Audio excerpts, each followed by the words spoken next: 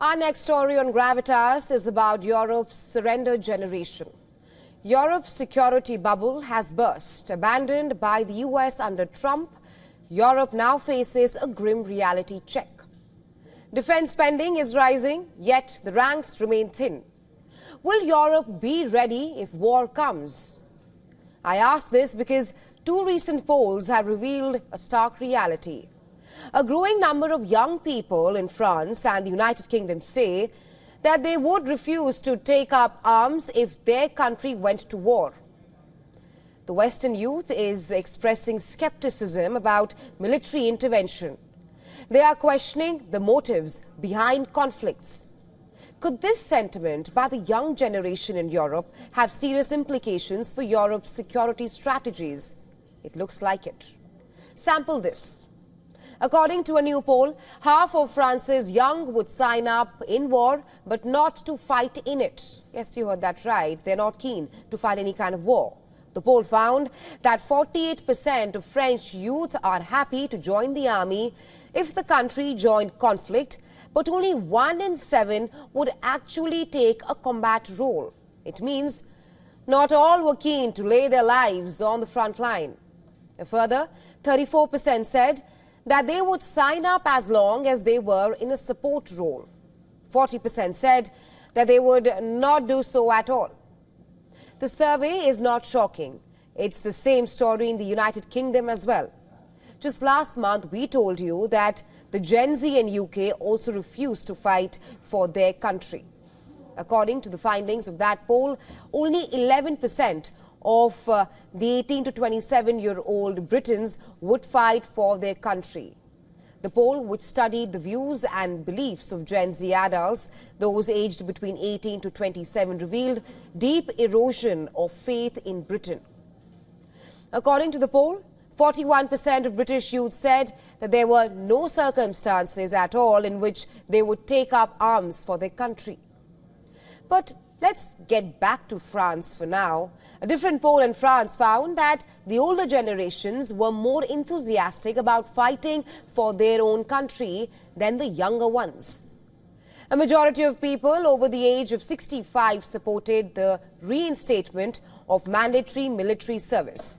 But only 43% of the youth, that is people between the age of 18 to 24, concurred. Just for context here, in France, conscription was abolished a quarter of a century ago. But what does all of this data tell you? It's pretty evident. The youth in Europe see no point in war. A majority will not pick up arms in the event of a war at all. Perhaps a case can be made here for why the youth in Europe see no point in fighting a war decided by a handful of men in suits.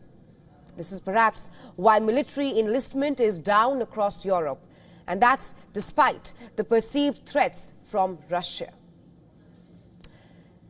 Take a look at the shrinking numbers now. In Germany, the military is at least 20,000 soldiers short of what its military chiefs say the country needs. The deficit is one of the largest in Europe, but it is not the only one. Let's talk about the United Kingdom, which has missed its annual military recruiting targets every year for the last decade. The French armed forces, the largest in Europe, with 203,000 men and women, are still short of what the armed forces chiefs say are the numbers that the country needs. It is down 8% since 2014. Then, in Italy, the military size has dwindled from 200,000 a decade ago to 160,000 today. So, on paper, Europe and NATO allies have 1.9 million troops between them. That's what is on the paper. That sounds like it's enough to counter any enemy. But in reality, on ground, Europe and NATO powers would struggle to commit any more than 300,000 troops. And that's if a war were to break out. And even then, it would take months of preparation. The problem of shrinking military manpower has been known about for some time now. Experts say that one of the major reasons why European armies are failing to attract new soldiers is because the youth are choosing stable and better jobs. They're not keen in joining the armed forces. The younger generation are used to traveling, studying abroad, and looking for jobs in the private sector. And that's the problem.